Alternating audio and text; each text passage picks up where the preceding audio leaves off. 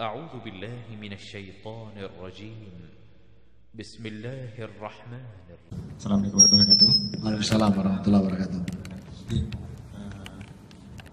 kemarin berapa hari lalu sempat dapat kabar tadi kalau orang tuanya Ustaz meninggal dunia. Jadi berduka cita. Terus yang kedua juga dapat cerita juga bahwa ternyata banyak kisah menarik ketika sebelum orang tua meninggal. Mungkin bisa diceritakan lagi supaya jadi inspirasi buat kita semua. Iya. Saya berjuang untuk mengislamkan orang tua saya itu kan nggak gampang ya. Di masa beliau masih sehat tuh musuh bebuyutan. Itu kalau sudah debat sama saya, kalau sudah sampai titik debat itu, kalau udah tersudut itu mesti gini, meneng, kue uyuhku. Kalau bahasa Indonesia, diam, kamu itu hanya air kencingku, ngerti apa? Kalau sudah seperti itu saya berhenti, karena harus kembali pada Quran. Qurannya mengatakan apa? Wabil walidaini ihsana. Ya sudah, saya nggak berani, diam. Ada kesempatan dakwah lagi.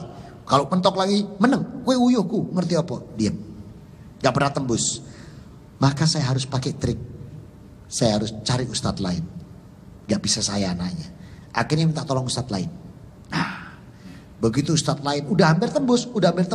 Tapi di ujung-ujungnya beliau pakai Alkitabnya untuk argumennya. Nah, si ustadz yang saya minta tolong ini turis, tahu turis, turunan Islam. Jadi gak ngerti Alkitab. Kan bingung di sini. Mental, balik. Guys, Ustaz, harus antum sendiri. Kenapa? Aku ditabrak Alkitab, aku tidak bisa tahu, tidak punya pengetahuan aku Alkitab, Ustaz. Ustaz lain sama mental. Gak bisa, harus antum sendiri. Tajam, aku gak bisa. Kenapa? Kena uyuh. Maka harus orang lain. Dan gak pernah dapat Ustaz yang menguasai juga Alkitab dan Quran kan?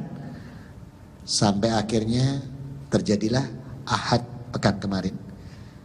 Allah jadikan kaki beliau gak bisa bergerak, tangan gak bisa bergerak, nengok gak bisa, nangis sambil aku sakit semua.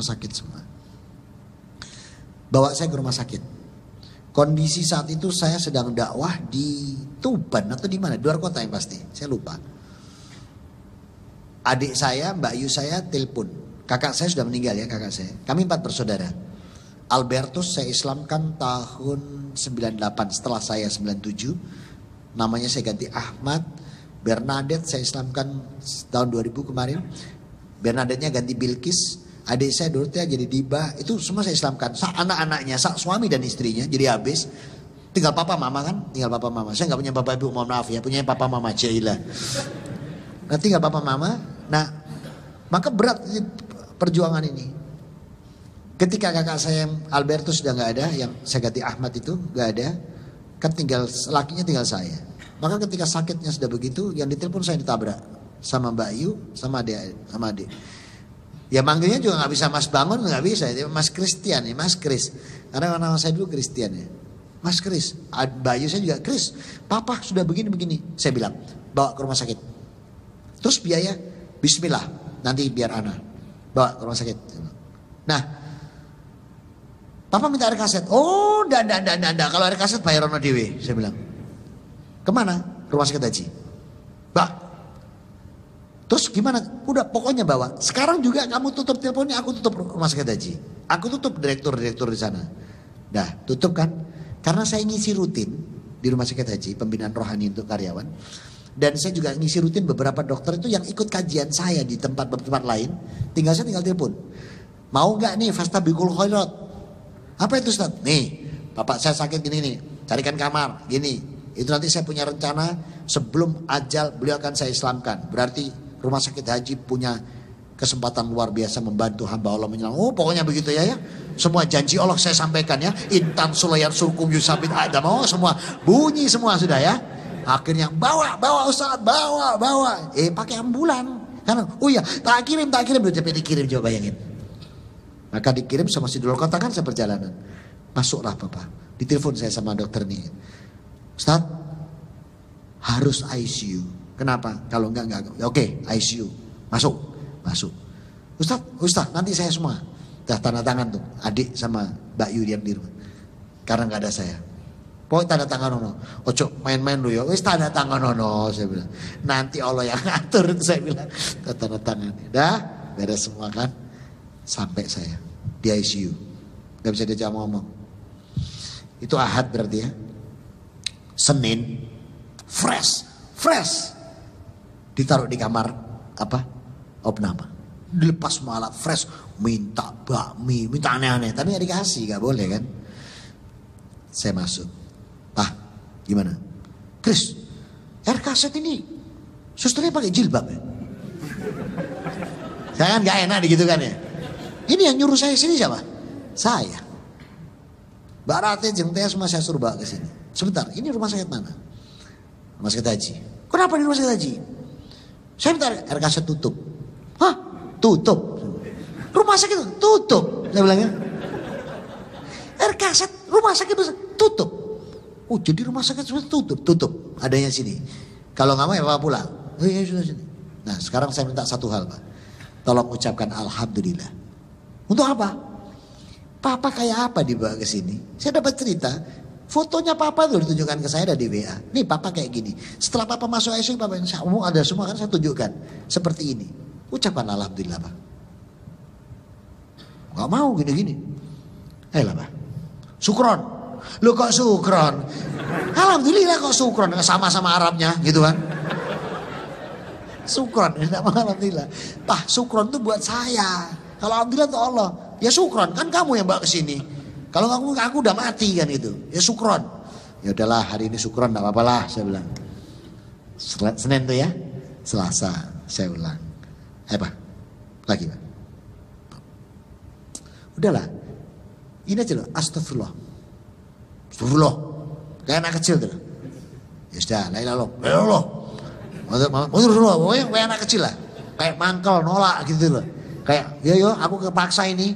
Udah kamu sekak mat itu mungkin kayaknya ya. Saya belum yakin. Selasa kan. Selasa malam saya datang. Pak.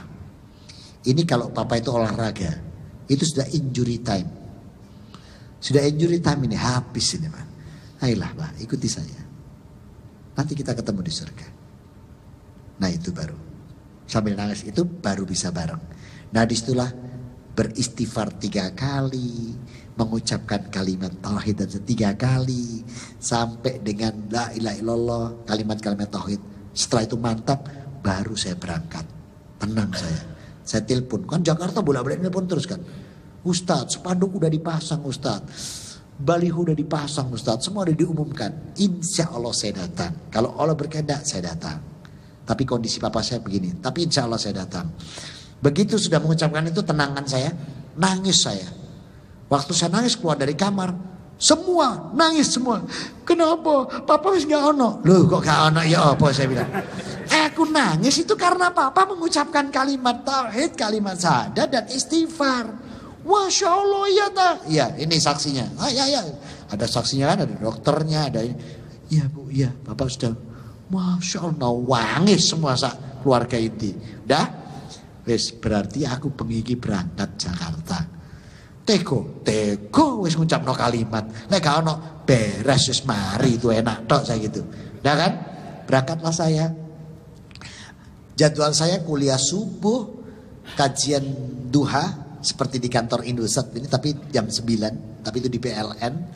Terus di Masjid Cinere, Masjid Raya Cinere itu kuliah duhur, bukber, terus sampai tarawih.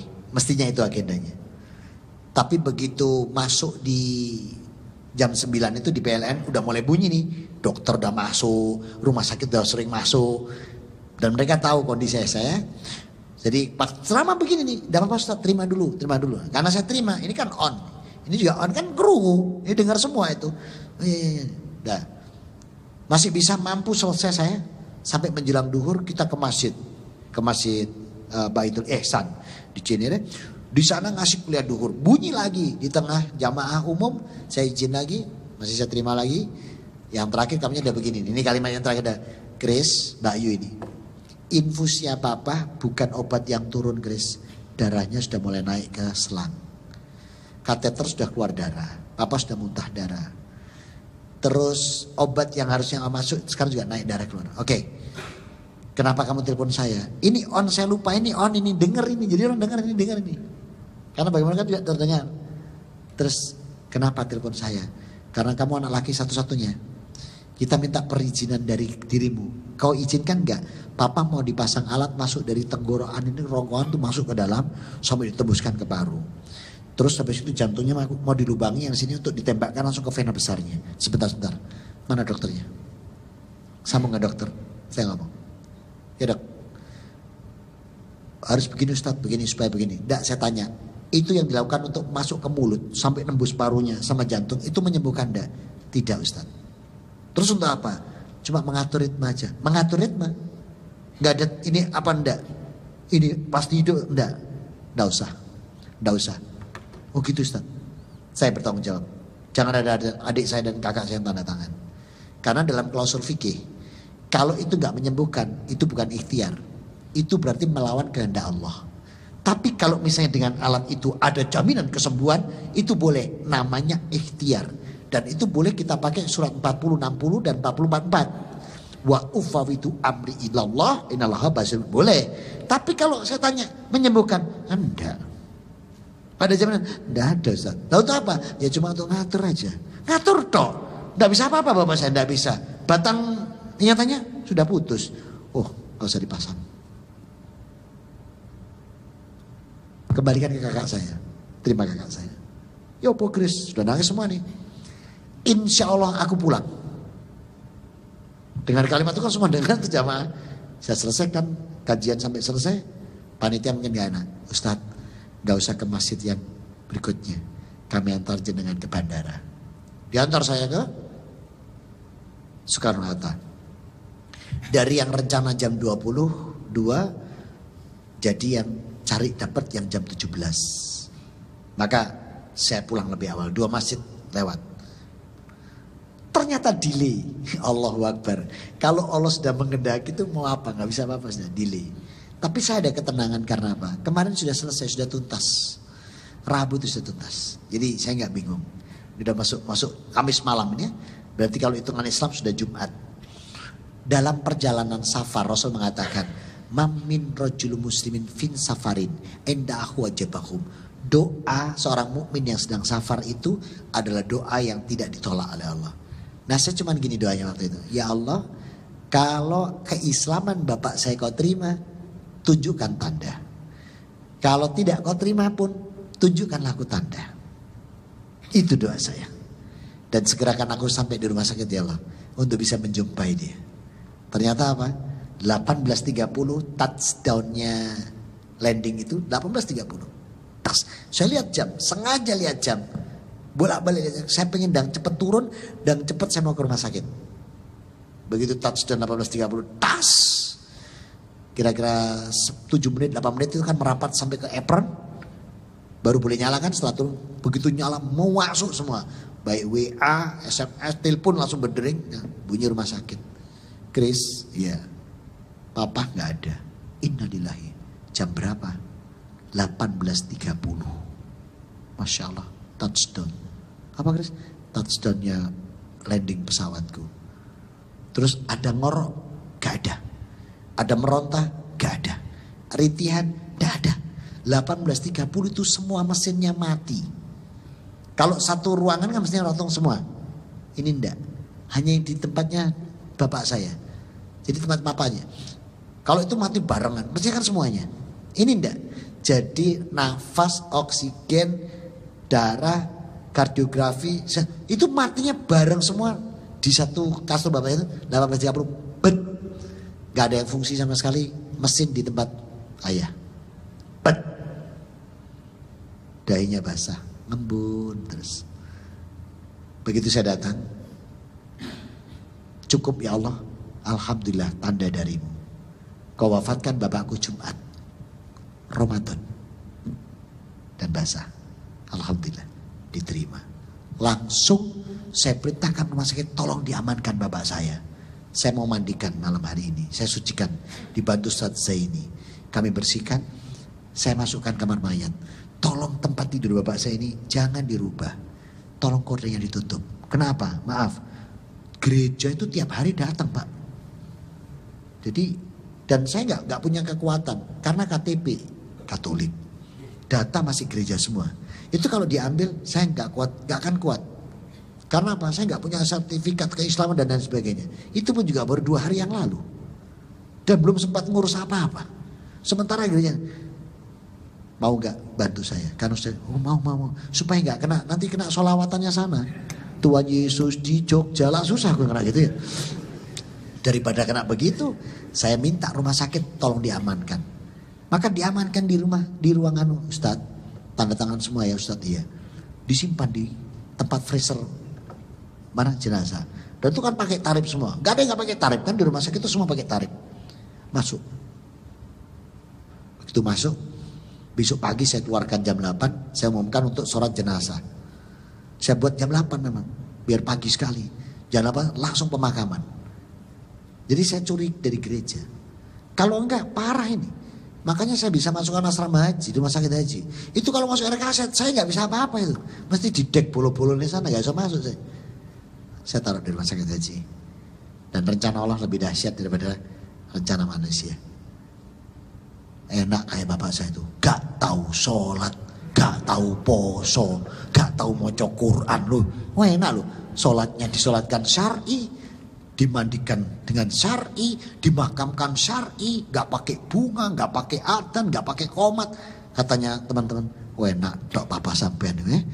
Mantan kafir telung dino kepungkur, saiki langsung semuanya syar'i. Kalau boleh milih kayak dia, makanya enak kafir duluan. Masya Allah, luar biasa. Itu cerita tentang beliau. Jadi ya kalau boleh pilih enak kayak beliau. Enak loh, gak tahu sholat, gak tahu poso ya. Gak sholat, gak poso, gak baca Quran, gak tahu bayar zakat, terus diwabek total ya. Langsung terakhirnya gitu endingnya. Kalau boleh milih kayak beliau ya. Nah, luar biasa. Makanya kita tuh jangan sampai lengah. Kullu nafsin dha'iqatul maut. Hijrahlah sepenuh hati. Totalitas kita. Supaya apa? Kapanpun itu menjemput, kita siap. Itu ceritanya ya. Jadi saya dapat tanda dari Allah, ya sudah mantap dah. Ya cuman itu pada waktu ke makam lucu kan. Saya bilang, saya umumkan. Ke makam, kendaraan yang disiapkan dari semua yang dibantunya. Terima kasih atas bantuannya. Dan tolong yang berangkat hanya ikhwan. Tidak ada akhwat. Mari kita jalankan sunnah. Nah kalau namanya putranya kakaknya mama, putranya adiknya mama, yang dari papa, kan saya gak bisa ngatur. Nah, kok malang ini karpet dewe Kristen, gak melok kamu budal dewe. Jadi perempuan yang gak pakai jiwa mama ya golongan dari keluarga saya, kan keluarga saya keluarga pecel. Dan masih ada yang la ilaha illallah yang ke bawah, yang atas generasinya papa masih Tuhannya 3 in 1, yang atas lagi malah Tuhanku ada 5 rupa-rupa warnanya, ini aneh-aneh. Makanya di sana di makam tuh ya ada yang nggak pakai jilbab, ini wah ya sudah. Tapi kayaknya teman-teman maklum kondisi saya memang keluarga saya keluarga pecel, jadi tahu. Tapi yang dari yang kami yang Islam tidak ada yang datang yang perempuannya. Dan saat kondisi seperti itu yang terakhir kali saya bilang sama mama, mama sudah tahu sendiri papa seperti ini. Dan papa itu sudah saya mendoakan, Mbak Yu, adik, cucu-cucunya semua, karena kami Islam semua. Kalau mama tidak seperti papa, mama mau siapa yang doain? Itu tuh kok kalimat saya. Lah kok mama saya gini, ya wes, aku melok kowe. Langsung, alhamdulillah. Tapi belum saya ikrarkan. Kalau saya ikrarkan nanti saya tiga memaksa. Nggak, saya cuman mama mau melu sopo, aku melu kowe. Ya udah, pelan-pelan. Data nanti 1 minggu ini, saya bilang, mama siap tak jemput. Kalau siap tak jemput, tak jemput. Kalau masih belum siap, masih mau di sana, nggak apa-apa. Sampai mama, kapan mama mau siap, tak jemput. Nah kalau sudah, ya wes aku jemputan, nah itu baru saya jemput. Nah mungkin hari itu baru saya Islamkan. Kalau sekarang saya nggak mau dulu. Ayo mah, ucapan saya nggak mau saya. Tapi dengan saya, mama mau kesapa dengan beliau mengatakan, iya aku melu kowe. Itu bagi saya sudah cukup. Saya nggak akan maksa untuk mengikrarkan. Tapi saya tunggu ini, kapan nanti mau saya jemput. Karena saya nggak mau maksa juga. Mama siap, tak jemput. Hidup sama aku. Tapi kalau aku gak di sini gereja, gak usah mikirkan di sini gereja. Nanti hidup sama aku. Kan selama ini kan dia kan gak ada yang mau dekat dengan saya kan. Karena saya kan yang merusak keluarga. Jadi papa mama itu musuh. Saya itu dimusuhi karena yang jadikan Islam Mas Albert, Mbak Bernadette, dia Dorothea itu kan saya semua. Makanya sakit hatinya itu gak pernah hilang. Makanya gak bisa dekat dengan saya. Nah tapi kemarin yowis aku melu kue, gitu. Insya Allah lah nanti mudah-mudahan dengan doa antum semua juga mama bisa. Tapi ternyata ada hikmahnya kok. Papa masuk belakangan itu. Kalau masuk kemarin-kemarin mungkin repot pak. Saya kan dipanggil tiap hari, ayo ajaran aku sholat, ajaran ngaji, malah repot ini. Wis enak ini, gak tau apa-apa langsung enak itu. Itu mudah-mudahan bisa bermanfaat.